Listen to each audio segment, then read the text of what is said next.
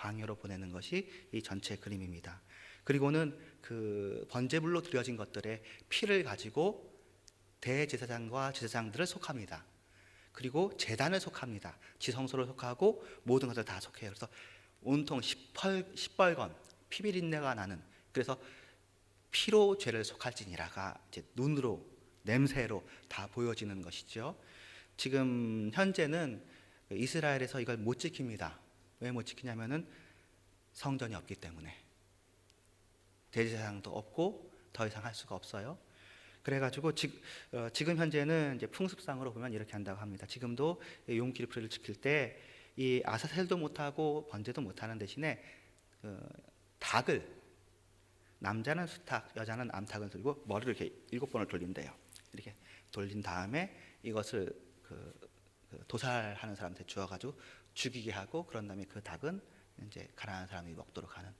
때로는 이렇게 닭으로 하는 것이 좀 미신적으로 보였는지, 이거 주로 많이 하는데, 아니면 이제 돈을 해가지고, 이 돈으로 이제 구제금인 거죠. 돈으로 해서 7번 돌려요. 이렇게 돌리고, 그런 다음에 계약에 쓰고, 또 이제 죄를 뉘우쳐야 되는 거니까 스스로 이제 예를 들면 목욕탕인 데 가서 허리띠로 자기를 때려달라 그래서 막 때리고, 이렇게 하는 절기입니다. 진작에 지켰어야 되는 절기인데 그때 못 지키고 예수님 이후에 지금에서야 지킨다고 고생을 많이 하고 있는데요. 지금은 우리가 이 대속죄일이 예수로 인해서 완성되었다는 것을 알고 있습니다.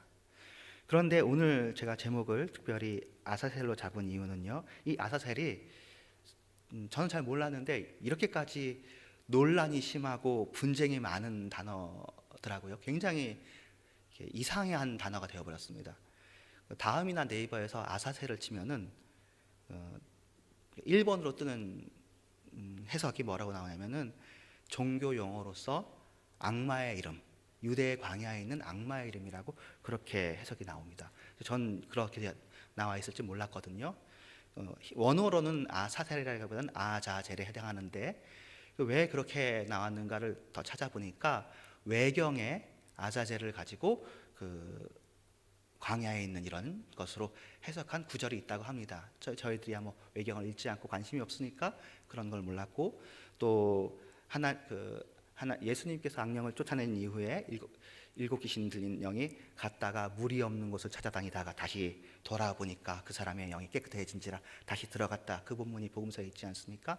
그래서 물이 없는 곳, 그러니까 광야죠. 그곳을 악한 영들이 좋아하는 것처럼 그런 구절이 써 있습니다. 이건 뭐 거의 신비주의 같은 그런 설명들이죠. 그런데 이 설명이 아무튼 유대 문헌들, 유대인들한테는 굉장히 마음에 드는 해석인 것 같아요. 왜냐하면 아사셀이라는 단어가 성경에 딱 4번 등장합니다.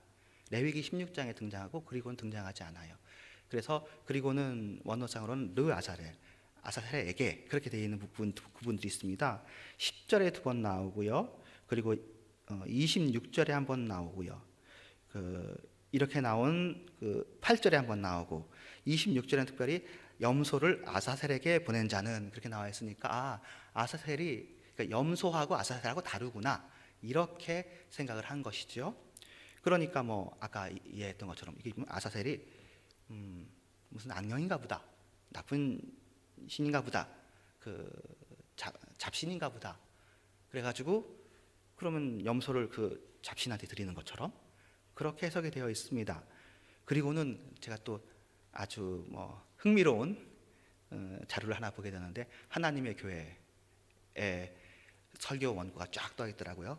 하나님의 교회는 유월절을 지금도 지키고 구약의 절기를 지금도 지킨다고 자기들이 이야기를 합니다. 그래가지고 그 유월절 해당하는 절기에 저는 그 사람들이 뭐 소잡고 양 잡는 줄 알았더니 그때 이제 성만찬을 한다고 해요. 그래서 자기들이 진정으로 언약의 백성이라고 하고, 여러분들이 그쪽에 가면 침례를 한 번 더 받으라고 할 겁니다. 우리의 세례는 잘못된 세례예요. 자기들이 언약의 백성이기 때문에 침례를 받으라고 하는데, 이 사람들이 아사셀에 대해서 아까 말했던 것처럼 그런 해석을 가지고 있고, 심지어 어디까지 가져가냐면은, 그래서 이 아사셀이 사탄이라는 거예요. 그래가지고 우리의 죄가 사탄에게 넘겨져 가지고 광야로 갔다가 그 사탄은 결국 지옥으로 들어간다, 그렇게 해석을 해놨더라고요. 그래서 저는 그렇게 생각하지 않습니다. 그리고 신약에서도 그렇게 보지 않습니다. 예, 그렇게 볼 수도 있겠죠. 그렇게 보는 사람도 뭐 일부 있을 수 있겠고 학문적으로 그렇게 볼 수 있겠습니다. 그런데 이것을 70인경으로 번역했을 때 하고 그때도 이미 아사셀을 사실은 이렇게 이해하지 않았고 신약에서도 아사셀을 그렇게 이해하지 않았습니다. 신약에서 이해하는 아사셀은 무엇이냐면 보라 세상 죄를 지고 가는 어린 양이로다. 그 어린 양이 양과 염소의 그 차이는 있지만 그것이 아사셀입니다. 보통 양은 번제로 드려지는 양만 생각하잖아요. 그런데 예수님은 세상 죄를 지고 가는 어린 양이었거든요. 예, 이게 아사셀이에요. 자, 아사셀을 그러면은 우리가 하는 이해대로 예수님에 대한 이해대로 조금 더 보도록 하겠습니다. 이 번제로 드려지는 그러니까 염소가 두 마리가 있는데 어떤 염소를 번제로 드리고 어떤 염소를 아사셀로 보낼지를 그걸 또 제비를 뽑게 하는 상황이 여기 묘사가 되어 있습니다. 처음부터 그냥 뽑으면 될 텐데 그렇지 않고 마치 쌍둥이 염소일 것처럼 둘 다 동일한 자격입니다. 그런데 제비를 뽑아서 한 제비는 죽어요. 그럼 나머지 제비를 뽑은 아사셀은 안 죽느냐? 얘도 죽어요, 결국에는. 근데 어떻게 되냐면 번제로 드려지는 것은 그대로 우리가 아는 그 번제로 드리는데 이 아사셀로 드리는 거에서만 특별한 의식을 행하는데 21절에 아론이 그의 두 손으로 살아있는 염소의 머리에 안수를 합니다. 번제 여기에 안수하지 않고 아사셀로 보낼 이 염소에게 안수를 해요. 그런 다음에 이스라엘의 모든 불의와 그 모든 죄를 아뢰면서 그 죄를 염소의 머리에 두는 거예요. 송아지도 아니고 사실은 여기서 좀 재미있는 게 그 제사장들의 죄를 위해서는 송아지를 보내요. 송아지를 드리거든요. 그런데 백성의 죄는 더 많을 거 아니에요. 근데 제사장의 죄를 사하는 게 더 힘든가 봐요. 그래서 소를 드리고 여기는 염소 한 마리를 드리는데 여기에다 모든 백성의 죄와 불의를 다 전가시킵니다. 그런 다음에 이제 이 염소는 죄의 염소예요. 그리고는 그 죄를 가진 염소를 미리 정한 사람이 성에서 광야로 보냅니다. 22절에 염소가 그들의 모든 불의를 지고 접근하기 어려운 땅에 이르거든. 그래서 사람들이 접근하기 어려운 땅에 보내야 되는 거예요. 그런 다음에 그 염소를 광야에 놓고요. 그렇게 보냈던 사람은 손을 또 씻어야 돼요. 그래야 예배를 드릴 수 있어요. 왜냐하면 죄 염소에 손이 묻어 있기 때문에. 그래서 이 죄 염소를 사람이 먹으면 안 되겠죠? 그래가지고 들짐승이 먹거나 죽거나 그렇게 해야 되는 상황인 것입니다. 모든 죄가 전가된 아사셀이에요. 그래서 이 아사셀을 우리나라 성경에서는 아사셀이라고 히브리어 원어를 살렸어요. 굉장히 독특한 번역인데요. 영어 번역에서는 아사셀로 안 살리고 스케이프고트, 그래서 희생양이라는 말로 번역을 하고 있습니다. 자, 그럼 희생양이라고 할 때 그 희생양에 대해서는 사실은 굉장히 의미가 요새 여러분 생각하는 것보다 우리가 생각하는 것보다 훨씬 많이 연구가 되고 있는데 주로 그 프랑스의 학자인 르네 지라르라는 학자가 있습니다. 이 학자를 저희도 관심이 없고 우리 쪽에서는 큰 관심이 없는데 나름대로 그쪽 인문학에서는 다윈 같은 사람이다 또는 사회과학의 헤겔이다 그렇게 평가받는 사람이라고 해요. 근데 이 사람이 독일 신문에 보면 르네 지라르라는 이 사람이 기독교를 구원했다 그런 기사가 한번 실린 적이 있다고 합니다. 전혀 우리하고 무관하게 옛날에 얼마 전에 있었던 일인데 이 사람은 철학자이고 그의 후배들이 결국 해체주의나 이런 것들을 만들고 요새로 치면 좌파 구조주의 학자들의 대선배가 되는 사람인데요. 얼마 전에 죽었어요. 근데 이 사람이 모든 문화와 모든 철학의 중심에 희생양 의식이 있다고 얘기합니다. 기독교가 모든 사상 중에 최고의 사상이고 그리고 희생양이라는 것이 그 가치가 있는 것이라고 설명을 합니다. 그의 원전은 제가 어려워서 읽지 못하고 그 사람이 무슨 말을 하는지 제가 어렴풋이만 여러분에게 나눠서 얘기한다면 그 사람이 가지고 있는 생각에는 모든 문화는 흉내라는 겁니다. 흉내, 미메시스라고 생각을 표현하는 것 같은데요. 사람은 다른 사람이 가진 것, 다른 사람이 추구하는 것을 흉내내고 싶은 거예요. 그러면 그 집단에서 좀 더 힘이 있는 집단들이 뭘 가지고 있겠죠? 그것이 무엇인지는 각각 다를 거예요.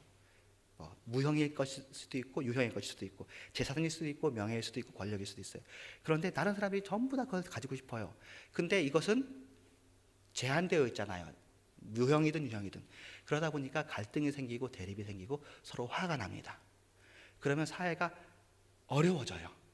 그러면 그럴 때 그런 어려움들을 서로 갈등과 폭력으로 해결하지 않고 해결할 수 있는 방법으로 희생양을 내세운다는 거예요. 그러면 그 희생양이 우리 잘못이 아니야, 얘 잘못이야, 그러면서 죄를 지고 죽어가는데, 이것이 소설 속에, 역사 속에, 문화 속에, 전설 속에 나타나 있다, 그렇게 해석을 한다고 합니다. 제가 그 책을 직접 읽은 것은 아니지만 그런 의미에서 사실은 희생양을 내세우는 것은 잘못된 것이죠. 문제는 자기들한테 있는 거예요. 죄는 자기한테 있어요. 그래서 예수 그리스도의 대속의 죽음과 이 희생은 그것이 어떻게 보면은 하나님께서, 예수님께서 하나님이시잖아요. 하나님이, 왕이, 사실은 힘이 가장 많이 있으시고 권력이 가장 많이 있으신 분이 그 희생양 투표에서 자기가 뽑히는 거죠. 그리고 자기가 광야로, 땅끝으로 몰려가는, 우리가 죽이고 보니까 아뿔싸 왕을 죽인 거죠. 우리가 죽였는데 이 세상을 붙잡고 계신 신을 죽인 거죠. 우리가 그를 희생양으로 삼았는데 우리의 갈등을 다 외화시켜서 이 사람이 잘못이다, 이 사람을 죽이자, 다 해놓고 보니까 우리의 존재의 근원이신 그분을 죽인 거죠. 그래서 회개해야 되는. 그래서 이쪽 좌파 쪽에서는 그래서 이렇게 갈등이 있을 때 이렇게 희생양으로 외화시키지도 말고 폭력적으로 싸우지도 말자, 그렇게 얘기를 하는 것 같아요. 폭력에 대해서 굉장히 이제 부정적으로 봅니다. 지금 여러분이 이제 살고 있는 이 시대에 포스트 모더니즘도 그렇고 다음 오는 시대에 사람들이 가장 관심 있는 것이 폭력에 대한 반대예요. 서로 싸우지 말고 폭력하지도 말라. 특별히 이렇게 몸으로 싸우는 폭력뿐만이 아니라 말로 하는 폭력도 하면 안 되는 거죠. 그리고는 심지어는 시선의 폭력. 우리가 눈으로도 누구를 어떻게 볼 때 그 말 안 해도 우리가 알잖아요. 눈총으로 쏘니까. 때는 분위기로서 우리가 누구를 왕따를 시키죠. 이런 것들에 대해서 이것이 전부 다 우리가 누군가를 희생양을 만드는 겁니다. 누군가를 왕따로 만드는 거예요. 이것이 옳지 않다라고, 이게 지금 철학 쪽에서, 인문학 쪽에서, 좌파 이론가들 쪽에서 나오는 이야기고, 지라르든지 또 슬라보 지자익이란 이런 사람들이 많이 하고, 최근에는 신학자들이 이거 우리가 얘기하고 싶은 것을 이 사람들이 얘기했네 하면서 관심 있게 보고 있고요. 나중에는 목사님들 얘기에도 이 이야기들이 좀 나오겠죠. 그래서 희생양이라는 것이 굉장히 큰 주제예요. 생각보다 좋은 주제구나 라는 걸 알겠는데, 그러나 이제 우리 입장에서 우리는 이제 그거 다 모르고 예수님의 입장에서 이 아사셀을 생각해 본다면은, 이 아사셀이야말로 번제 양과 번제 염소와 붙어 있는 공동 운명체라고 볼 수 있겠습니다. 사실은 이 아사셀이 광야로 가서 결국에는 염소나 그러니까 염소로서 늑대나 일이나 아니면 어떤 들짐승한테 뜯어 먹혀지게 될 터인데, 그러면 그것이 사실은 굉장히 허망하고 허무한 일일 수 있습니다. 염소로 태어나가지고 사람한테 먹히는 것도 아니고 들짐승한테 먹히는 거잖아요. 그런데 이것이 짐승의 이야기가 아니라 어떻게 보면은 예수님 이야기고 우리 이야기인 거죠. 우리들이 이제 예수님을 믿고 난 다음에 사역을 합니다. 사역을 할 때에 누군가는 하나님을 향한 사역을 합니다. 번제단에 있는 드려지는 것처럼, 마치 십자가가 있으면 수직적인 것처럼 거룩을 위한 사역을 하고 기도를 하고 말씀을 보고 수도원에 있고 예배를 주로 드리고. 그런데 그렇게 하는 높이만큼 누군가는 사람을 향해 나아가요.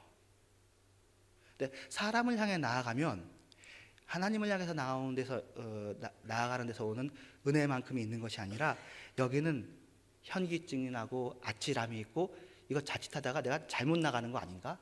내가 일을 잘못하는 것이 아닌가? 그런 생각이 들 때가 있습니다. 이런 예가 70년대, 80년대에 신학생들 중에서 이제 이른바 그 안 좋은 것들에 복음을 전하러 들어간 거예요. 복음을 전하러 들어갔다가 이 사람들이 들어갈 때는 결의와 신앙심으로 들어갔는데 나중에는 신앙심을 잃어버리고 그 안 좋은 사람처럼 되어졌다. 그런 이야기들을 들었어요. 그러면서 저희들이 묵상을 한 게 아사셀이 나갈 때 자칫하면은 하나님보다 앞서서 나가는 것처럼 되어져서 일도 많이 하고 사역도 있고 그런데 이것이 하나님 앞에서 일이 되는가 하는 확신이 없을 경우가 있어요. 아사셀이 들짐승한테 물려 죽습니다. 근데 들짐승한테 물려 죽으면서 내가 이렇게 죽는 것이 옳게 죽는 것이 맞나? 이것이 나도 차라리 번제로 드렸으면 좋겠는데 왜 나를 하필이면 아사셀로 해가지고 이렇게 그냥 광야를 헤매면서 다니면서 그렇게 죽게 만드나? 그런 생각이 들 수가 있습니다. 번제가 드려지는 높이 깊이만큼 아사셀이 나가는 거예요. 그래야 안전해요. 여러분들도 사실은 우리가 주일날 이렇게 예배드리고 성경 보고 하잖아요. 이 깊이가 충만한 만큼, 은혜가 충만한 만큼 여러분들이 바깥에 나가서 일을 하거나 또 복음을 전하거나 아니면 사역을 하거나 그것이 하나님의 일이구나 하는 확증이 들지, 만약에 이것이 약한 상태에서 나 혼자 나가면 이게 이상해지는 거예요. 자, 금식 같은 경우도요. 40일 금식을 하다가 죽을 것 같은 생각이 들 때 이런 생각이 든대요. 자, 내가 40일 금식을 했는데 내 생각으로 40일 금식을 한 거냐 아니면 하나님의 뜻대로 40일 금식을 한 거냐. 만약에 이렇게 해서 내가 죽으면 이건 자살이냐 순교냐 생각해 볼 수 있잖아요. 번제단의 높이와 깊이가 확보되지 않은 상태에서, 그러니까 번제단으로서 하나님께 드려졌다, 이 사역이 하나님께 확증되어졌다, 그 확신이 없으면 나아가는 발걸음이 불안한 거예요. 헛되고 험한 것을 위해서 나가는 것 같은 느낌이 드는 거예요. 만약에 자살이라면은 이거는 순교도 아니고 가장 나쁜 죄악인 거잖아요. 가장 귀한 것이 가장 나쁜 것과 맞물려 있어요.